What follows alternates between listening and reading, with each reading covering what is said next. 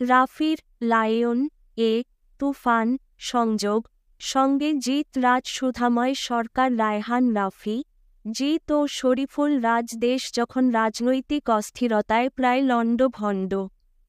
Eid blockbuster তুফান জোরটাও কমে এলো তখনই। এর মধ্যেই বৈষম্যবিরোধী পতাকাতলে জন্ম হল নতুন এক বাংলাদেশ। একই সময়ে তুফান কে হলো থেকে নামিয়ে ওটিটি প্ল্যাটফর্মে তুলে দিয়ে নতুন চরিত্র সৃষ্টির নীল নকশা এঁকে নিলেন ঢালিউডের আশ্চর্য প্রদীপ রায়হান রাফি। সিনেপ্রেমীদের মনে শাকিব খান তথা তুফান চরিত্রের দ্বিতীয় কিস্তির জন্য প্রচণ্ড ক্ষুধা এখন। খান সেনাদের মন সারাক্ষণ উচাটন। নির্মাতা রাফি কখন দেবেন দ্বিতীয় কিস্তির শুটিং বার্তা? না, সেদিকে যেন হাঁটছেনই না এই নির্মাতা, বরং ভক্তদের তীক্ষ্ণ দৃষ্টি সরাতে ৩০ সেপ্টেম্বর ওটিটি মাধ্যমে ছড়ালেন সিনেমা মায়া। ৪ অক্টোবর শোনাবেন ব্ল্যাক মানি সিরিজের গল্প। যেন শাকিব অনুসারীদের ঘুম পাড়ানোর জন্য আয় আয় চাঁদ মামা আওড়াচ্ছেন নির্মাতা। এবং এল এসকো তুফান এবং আর এসকো এ শাকিব খান তুফান এ শাকিব খান এর মধ্যে দুদিন ধরে কলকাতা থেকে ঢাকাই মিডিয়ায় উড়ে এলো টলিউড তারকা জিতের সঙ্গে রাফির হাত মেলানোর গল্প। গুঞ্জনে সবাই ফিসফাসফিস করছিল। টলিউডে জিতের সঙ্গে করমর্দন করেছেন ঢালিউডের ট্রাম্পকার্ড রায়হান রাফি। সঙ্গে আছেন ঢাকার ভার্সেটাইল অভিনেতা চঞ্চল চৌধুরী। তারা মিলে নির্মাণ করতে যাচ্ছেন যৌথ প্রযোজনার সিনেমা লায়ন।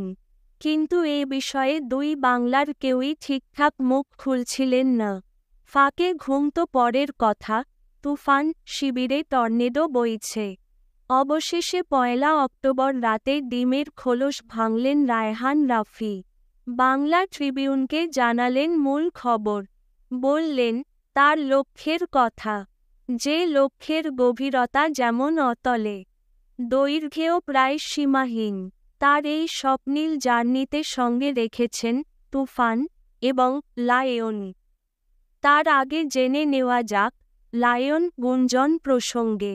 রায়হান রাফি রাফি বাংলা ট্রিবিউনকে বলেন, আমার পরের সিনেমা অর্থাৎ আসছে রোজার ঈদের জন্য নির্মাণ করছি লায়ন। নায়ক থাকছেন দুজন, একজন টলিউডের জিৎ, অন্যজন ঢালিউডের রাজ। বাকি সব গুঞ্জন। ঢালিউডের রাজ মানে শাকিব খান নয় তো? তবে কি তুফান আর লায়ন এ মহাযুদ্ধ হবে দুই বাংলার পর্দায়? জবাবে মৃদু হাসলেন রাফি। জানালেন, যুদ্ধ হবে, তবে এখনই নয়। রাজ হয়ে উঠতে শরীফুল রাজকে আরেকটু সময় দিতে হবে। লায়ন সেই সময়ের অনেকটা জুড়ে থাকছে। রাজকে নিয়ে পরাণ ও দামাল করার পর আমি লম্বা সময় নিয়েছি। চেয়েছি ওকে নিয়ে একটা তুমুল অ্যাকশন ছবি বানানোর। লায়ন সেই ছবিটি। এখানে জিৎ ও রাজ পাল্লা দিয়ে কাজ করবে, রাফি নিশ্চিত করেন। লায়ন নায়ক ভিলেনের ছবি নয়। এখানে জিৎ রাজ দুজনেই সমান্তরাল নায়করূপে থাকছেন। নির্মাতা আরও জানান, দুই নায়ক দুই ইন্ডাস্ট্রির হলেও নায়িকারা থাকছেন ঢালিউড থেকে। সেটিও শিগগিরই জানান দেবে নির্মাণ পক্ষ। কারণ ডিসেম্বরে লায়ন নামছে শুটিং মাঠে, সেই বিষয়টি চূড়ান্ত। ছবিটির প্রযোজনায় ভারত থেকে থাকছে শ্যাডো ফিল্মস। বাংলাদেশ থেকে থাকছে আরও দুটি প্রোডাকশন হাউস। সেই মোতাবেক এই ছবির বাজেট ছাড়াবে তুফান কেও। শরীফুল রাজ নির্মাতা দিলেন লায়ন গল্পের প্লট আর ছবিটি নিয়ে স্বপ্নের বার্তা।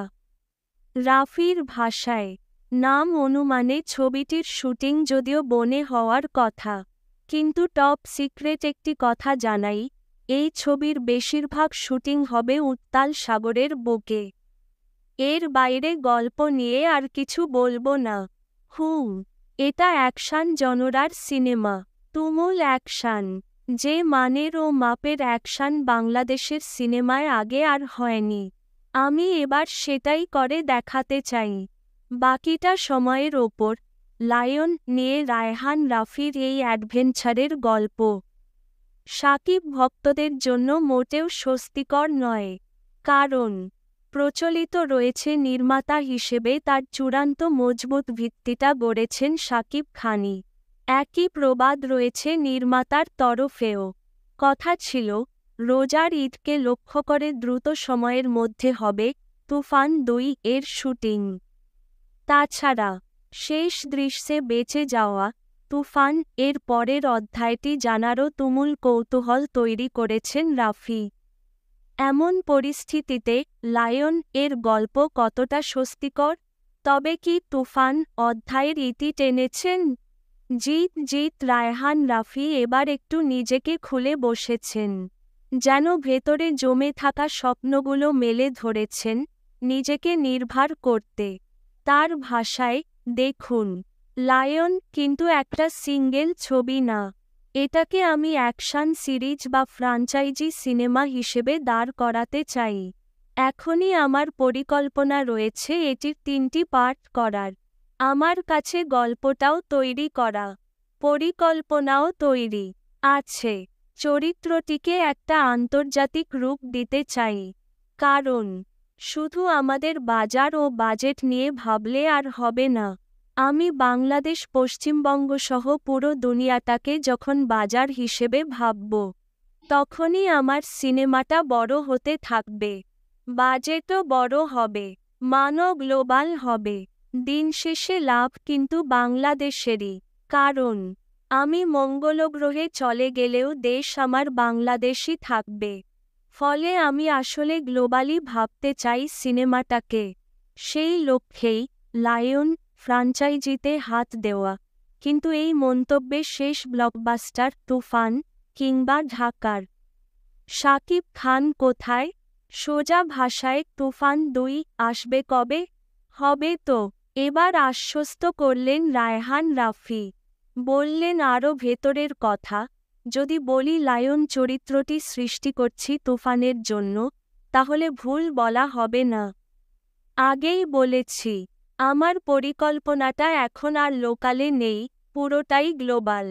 তুফান চরিত্রটি এর মধ্যে দাঁড়ালো। এবার লায়ন সৃষ্টির চেষ্টা করছি। এরপর আবার তুফান, এরপর আবার লায়ন। এভাবে আগাতে থাকব। আমার লক্ষ্য তুফান ও লায়ন এই দুটো চরিত্রকে একটা সময়ে গিয়ে একই সিনেমায় মুখোমুখি বা পাশাপাশি দাঁড় করিয়ে দেওয়া।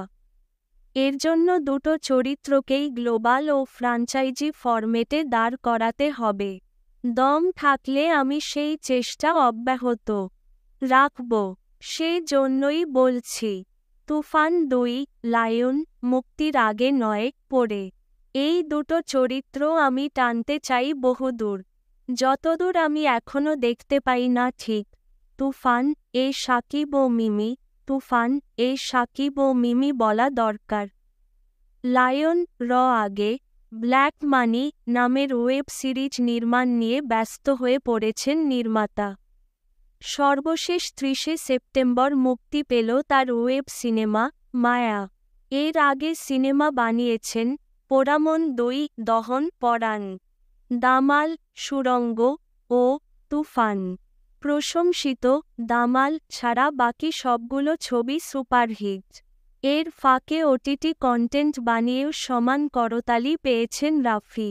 যে তালিকায় রয়েছে ফ্রাইডে, নিঃশ্বাস, ৭ নম্বর ফ্লোর, চান, খাঁচার ভেতর অচিন পাখি, the dark side of Dhaka, জানোয়ার, মায়া প্রভৃতি।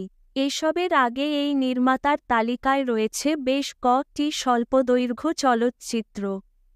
সেগুলোও প্রশংসিত। নামগুলো ঊর্ধ্বই থাক আপাতত। জিৎ ও রাফি।